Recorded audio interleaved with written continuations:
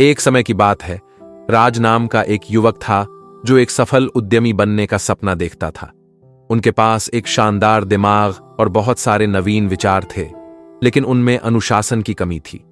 वह अक्सर टाल मटोल करते थे और आसानी से विचलित हो जाते थे, जिसके कारण उनके करियर में अवसर चूक गए और असफलताएं मिलीं। एक दिन सोशल मीडिया पर स्क्रॉल करते समय राज्य को एक सफल व्यवसायी की कहानी मिली, जिसने अपनी सफलता का श्रेय अनुशासन को दिया। उस व्यक्ति ने साझा किया था कि उसकी दिनचर्या सख्त थी और वह उसका धार्मिक रूप से पालन करता था। हर दिन राज को यह बात दिलचस्प लगती थी और उसने अनुशासन पर कुछ शोध करने का फैसला किया।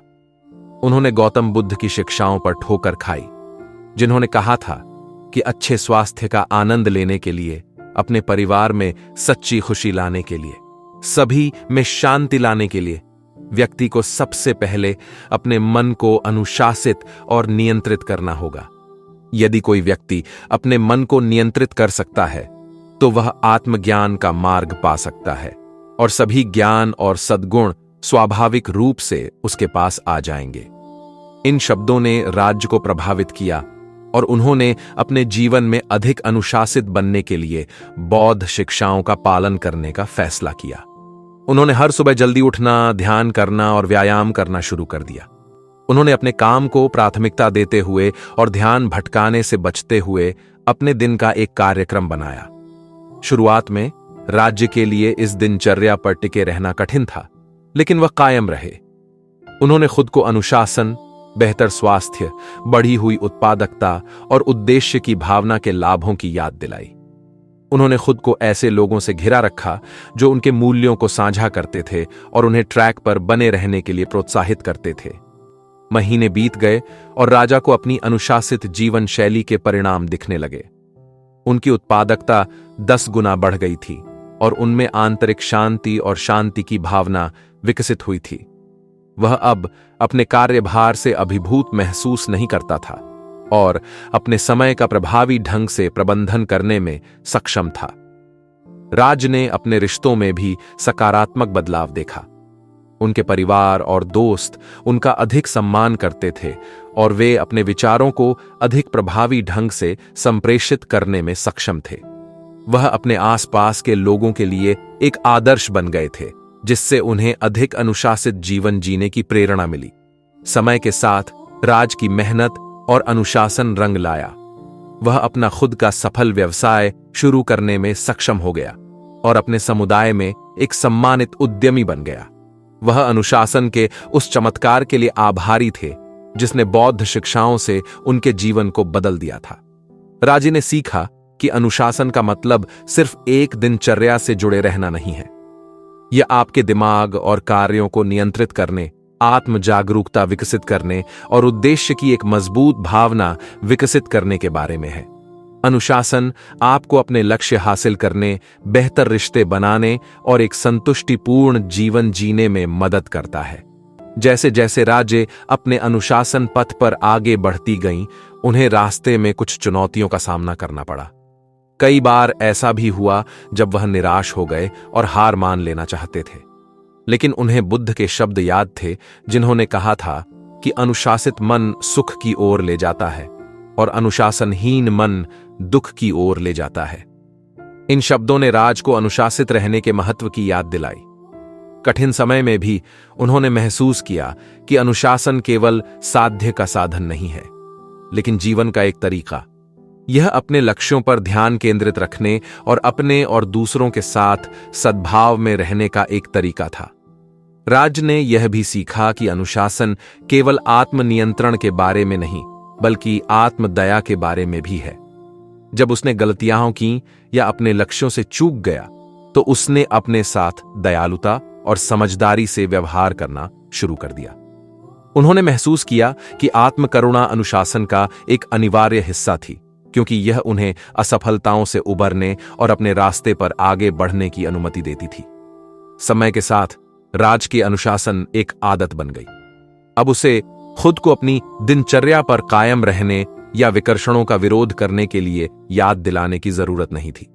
यह उनका दूसरा स्वभाव बन गया था और उन्हें अपनी उपलब्धियों पर गर्व महसूस होता था।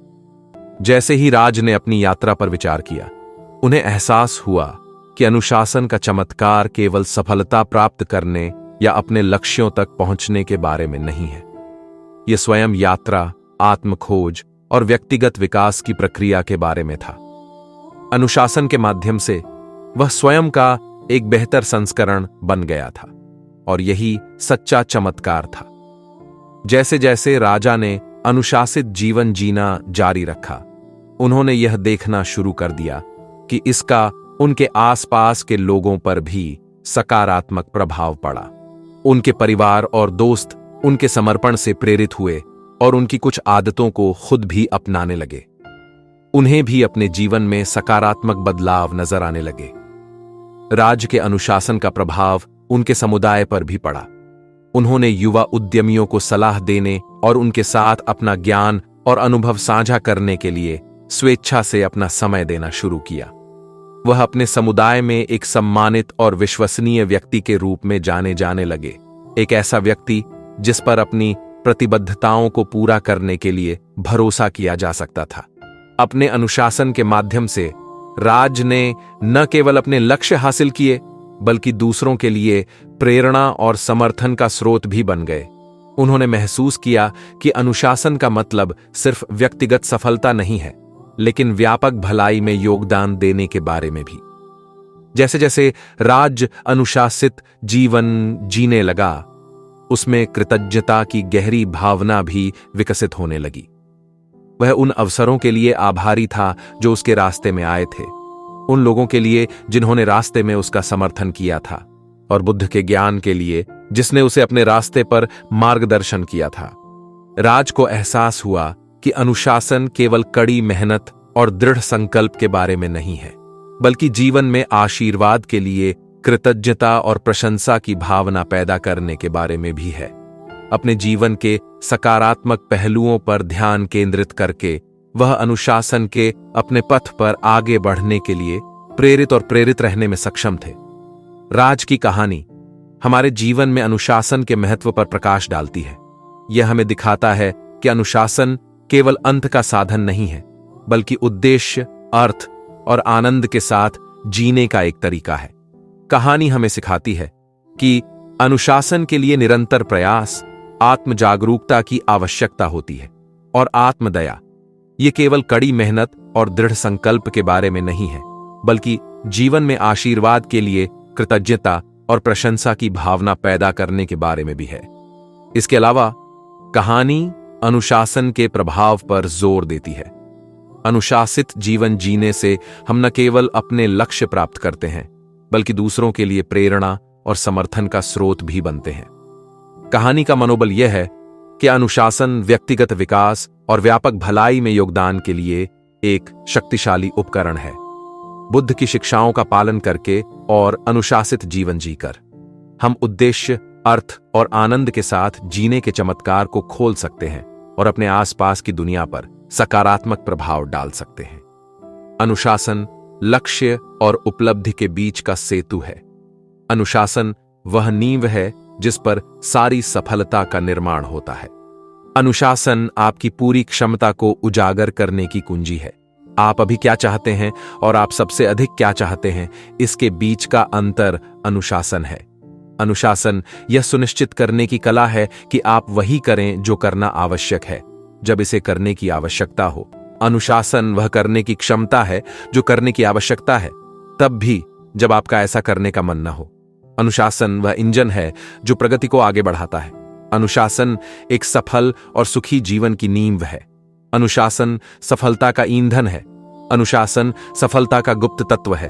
अनुशासन वह करना है जो आप जानते हैं कि करने की आवश्यकता है, भले ही आप वह नहीं करना चाहते हो। अनुशासन आपके लक्ष्यों और आपकी उपलब्धियों के बीच का सेतु है। अनुशासन उत्कृष्टता का मार्ग है। अनुशासन आपकी वास्तविक क्षमता को उजागर करने की कुंजी है। अनुशासन एक सपने और एक लक्ष्य के बीच का अंतर है। अनुशासन वह गोंद है जो हमारी सारी सफलता को एक साथ रखता है। अनुशासन स्वाभिमान की नींव है। अनुशासन स्वतंत्रता की नींव है। अनुशासन उपलब्धि की आधारशिला है। अनुशासन ही अराजकता की दवा है। अनुशासन वह कवच है जो हमें असफलता से बचाता है।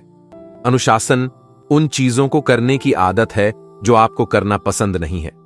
अनुशासन सामान्यता और महानता के बीच का अंतर है।